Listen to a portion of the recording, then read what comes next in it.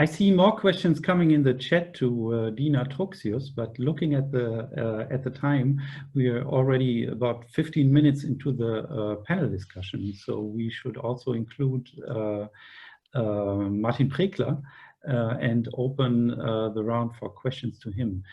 Dina Truxius, I still see your last slide. Yeah, thank you. Actually, I would have a question to Martin Prekler, if I may, and that is, of course, how do you make sure that your software is cyber secure? That's a good question. So there is not one solution or one answer. So there are many. And we have like a huge IT department and a huge cybersecurity department force who takes care that we are doing right. And yeah, all the detailed answers for these questions I cannot provide to you. I'm not the expert, but for the cybersecurity topic, but there are many measurements in place. Thank you. So if we are now in the middle of the panel discussion, are there questions which covers both of our speakers here? So because I think there's a real connection and AI on the one hand, cybersecurity on the other. There are a lot of questions which relate to the one or the other.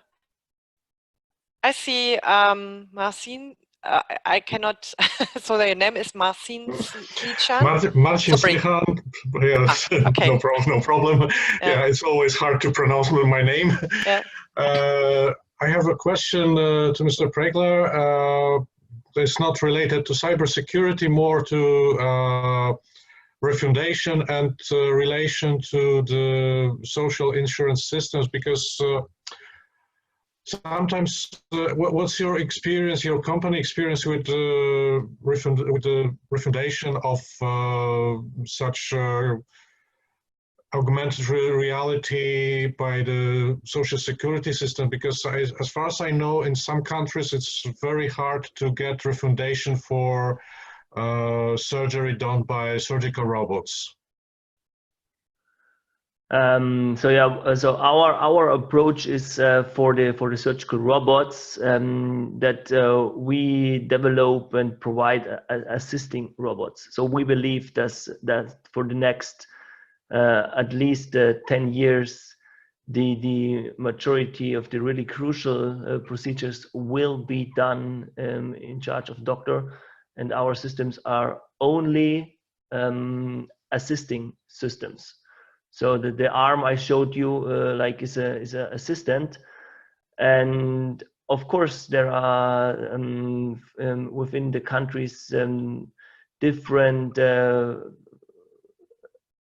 how should I say it, requirements in terms of robots, but from our perspective, our assisting systems, as long as they have like the FDA or the CE clearance, are ready for usage.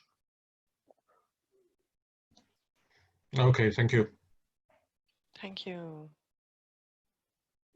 I don't see currently a hand. So Martin Prekler, one question from my side. Your products are all innovative, and we had a look into the future. Our experience from a regulatory side is very often that the regulatory aspects could also be interpreted as a showstopper, because the regulatory guidelines, legislation very often do not cover innovative strategies. It's not only a question of a medical device, it's also a question of procedures. What is your experience with regard to the marketability of those products? Is there at the end, in some countries, for example, resistance, or it's not compliant with the rules? What is your experience here? Yeah, of course, it's challenging, and especially for innovative, brand new products and new approaches. And usually we bring our innovations to the market first in the United States, followed by Europe, and then in the countries in Asia, or Japan or Australia. And yeah, for example, like in Japan, the process to use innovative products takes at least 3 to 5 years longer than for the United States. So at the end, it's really sad that the people in Japan, they get not the procedures the decisions get in the United States because of the regulations. And but like, I mean, we have now 30 years of experience and market innovative products. So, and also like to get all the studies and jointly work with the university hospitals, and also like collaborate during the development of the products. Now we have, thankfully, like a lot of experience. And but of course, if you're now a startup and you want to develop and market innovative products, it's really hard. It's really difficult, and I'm not sure if like our company would be such successful if we would start it right now. Yes, interesting. But I have the same impression. Do you believe that the current crisis will speed up the things? We have more awareness that investments have to be made here?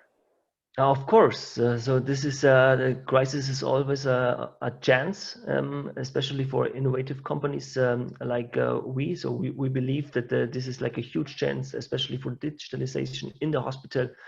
And you see, like in many countries, that they suffer from the setup they have, and key point will be digitalization. Yeah, especially like for the COVID-19. To develop like registries and dashboards to share the experience around the globe, what helps, what doesn't help. If you're like connected and can exchange the experience, how you treat patients on very easy and fast, this will help for sure in the future. And we're pretty sure that the governments take the right conclusions and will invest in the healthcare sector to further improve this. So this is for like a tech company in the healthcare sector. This is for us. We're really looking forward to the upcoming months and years, and we hope we have a bright future. Mm-hmm. Okay. Okay, I have a question which is related to Ms. Truxius with regard to telemedicine. So if you look into the newspaper each day, I see that telemedicine is growing. It's possible. However, I see also technical problems here, and they are also combined with cybersecurity problems, I believe. When I think where my mother, for example, lives, she will not be able to have telemedicine because the internet connection is not existing. So we will need in the future a lot of more investments also in this regard. But this telemedicine topic, it's not related to medical device as such. It's more the treatment of patients. What is your experience here with regard to security and investments which have to be made? Yeah, thank you for that question, and thank you, Martin Pregler, for your information regarding your expectations of computer-based or assisted systems. And I'm also positive in that sense that those systems will rise in the future and people will use it. I'm a little bit afraid in terms of cybersecurity because it's the last thing people think about, like, and there is cybersecurity. And as I said, it is not beneficial to add it in the end. You have to include it from the beginning. So I'm afraid that in this crisis situation, cybersecurity is a bit neglected, I would say. But in terms of telemedicine, I'm aware that there are already certain specifications out, and my colleagues, so basically I would say the BSI, is also involved and working and assessing and commenting, for example, on those ideas if they are related to our usual legislation, like for like in the telematics infrastructure, or with regard to social laws and then telemedicine. So I also see a trend in telemedicine. I don't see necessarily medical devices except for, let's say, sleeping apnea patients. So this is monitored, as well as pacemaker patients. They also have good experiences with their home monitoring. But in general, I also assume that the major topic of telemedical applications today is more curing and getting in contact with your doctor rather than communicating with the medical device and getting data. Yes. One comment on my side for this. So, example, the robot. So, of course, we're taking measurements, but end of the day, the hospital and doctor is like operating and using the robot. And what we see is that the big hospitals, like the university hospitals, they have like a very good IT infrastructure, but many smaller hospitals, and this is also like we need to address this topic with the politicians.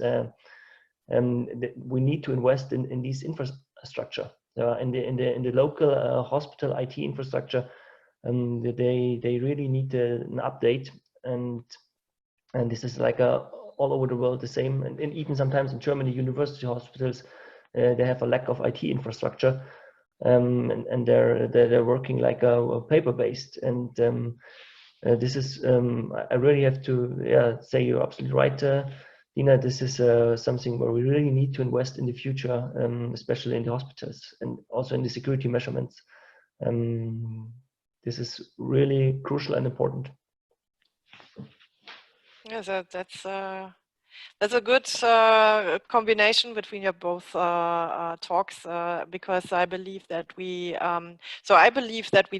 should not forget cybersecurity, and maybe this is also a chance to start with not only with investments, with innovation, but also from the beginning with cybersecurity, and to check as to whether the chain between the product, the human beings, the hospitals, patients, and the physicians is working well, and how we define the vulnerability, because I learned today that we are all vulnerable, and we should not expect that there is not something which we could improve.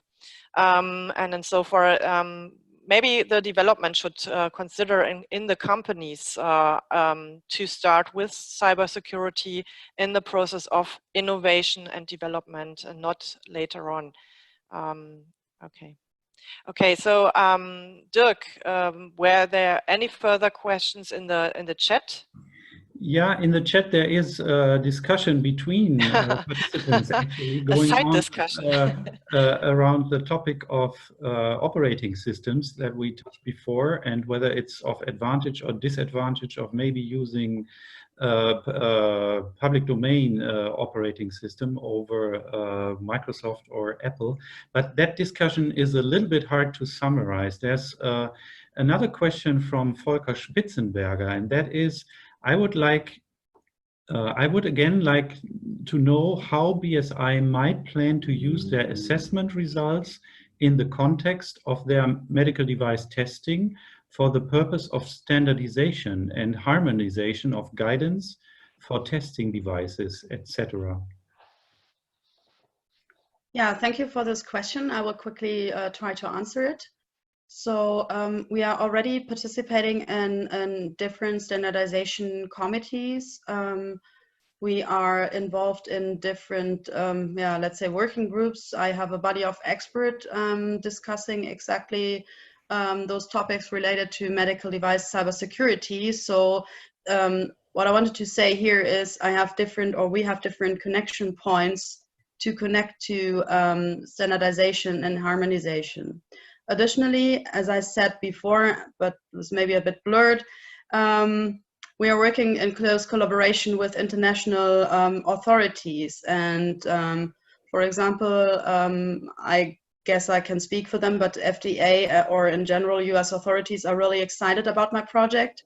This such a project has never been done before anywhere else in the world, at least that I'm aware of currently. And so we would love to share the results in the end when everything is fixed and so on, to discuss with other authorities and to find consensus and agree on certain things in order to foster and to bring things forward and write those standards and release those guidelines. Yeah, that's the plan. So we are hoping for inspiration, but I guess there will be inspiring results for international stakeholders and regulators. Okay, Dirk, when there are no further questions from the chat, I think we are absolutely in time. There is actually one more question by Mr. Herke Jan Nordmans. Is cybersecurity included in setting up the EUDAMED, the European database for medical devices? Can software updates be registered in EUDAMED? It would be very helpful for hospitals to see whether updates exist for their medical devices. I have a guess for an answer to that one, but I leave it open to you. Thank you. So it is hard and tough to answer for me because I'm not really involved into EUDAMED.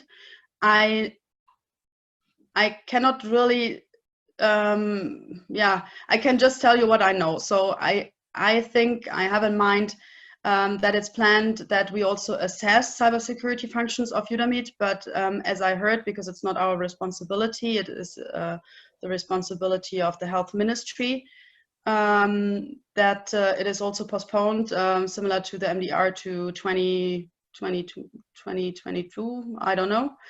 And so in terms of, 1 second, I have to check for the chat.